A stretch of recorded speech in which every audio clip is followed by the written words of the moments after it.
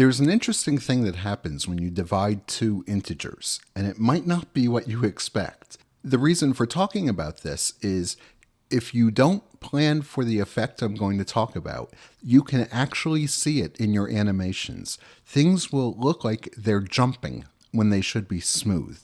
And that can happen in all kinds of ways. How things move, how things get larger and smaller, how they rotate. Instead of getting nice, smooth results, you get sort of a jumpy, stuttering kind of a result. And one of the most common reasons that comes about is because somewhere in your code, you're dividing two integers. So let's take a look at this and you'll understand the problem. So here's a blank little sketch, and let's write a little program. I'll create an empty setup here as usual, and I'll create an integer. And I'm going to put the value 8 into it. So I'm going to call it I8 just to remind me it's an integer that has the value 8. And now let's divide it by 2. So I'm going to create another variable called I8 div by 2. And that will just have the value I8 over 2. Great. And then we'll print it out. And so I'll do my usual thing where I name the variable. Equal sign. We need the plus to glue things together inside the print statement. And then the variable itself. So before I run this, let's think about what we expect.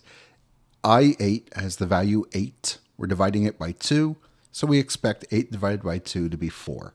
So let's see what we get. I'll run the program. And sure enough, it tells us that I8 div by 2 is 8 over 2, or 4. Okay, so that's no surprise. Let's now change it, and you're going to see a surprise. I'm just going to copy all of this stuff and paste it. But I'm going to make one change. I'm going to change I8 to I9. Now I could actually use the search and replace to do this, but I'm going to do it by hand because it's just a little faster and you also can see me doing it. So now let's think about what we expect. What is 9 divided by 2? Well, that's 4.5. So let's go ahead and run this and see what we get. And something is wrong because now we have I9 divided by 2 is 4. Not 4.5.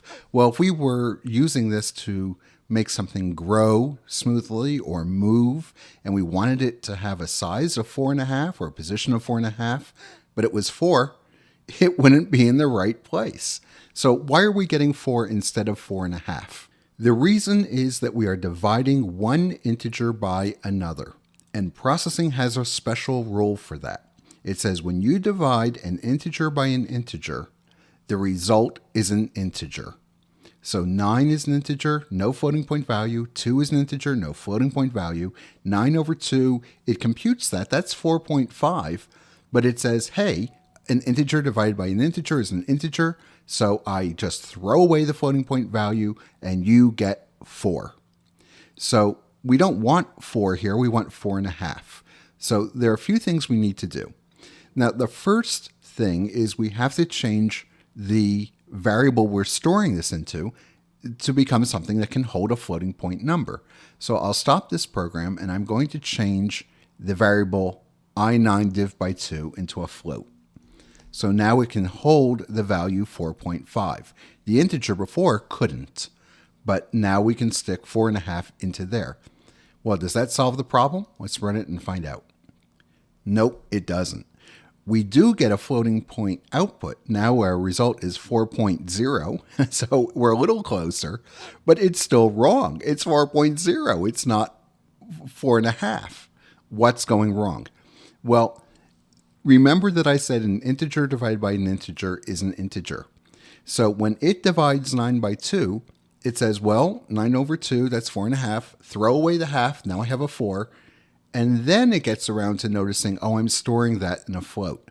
But by that point, the damage has been done. As soon as it does the division, it throws away the floating point value.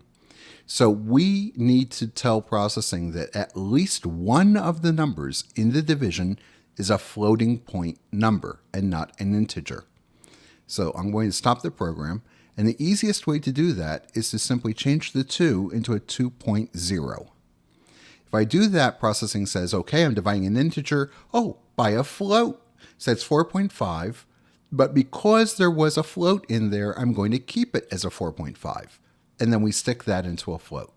So now let's run that and see if it solved our problem. And sure enough, it did. So that's the secret. You always want to make sure that you have a floating point number in there somehow. So let me show you a couple of strategies and one potential pitfall.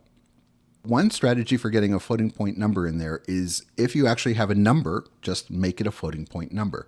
But let's suppose that we're using two integers here. So I'm going to create a second integer called I2.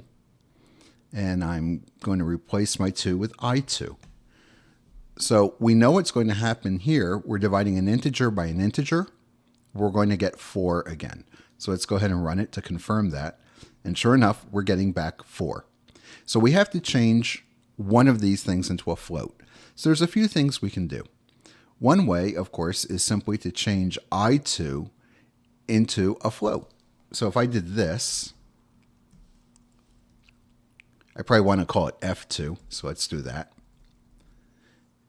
I'll put a 2.0 in there just to make it clear what I'm doing.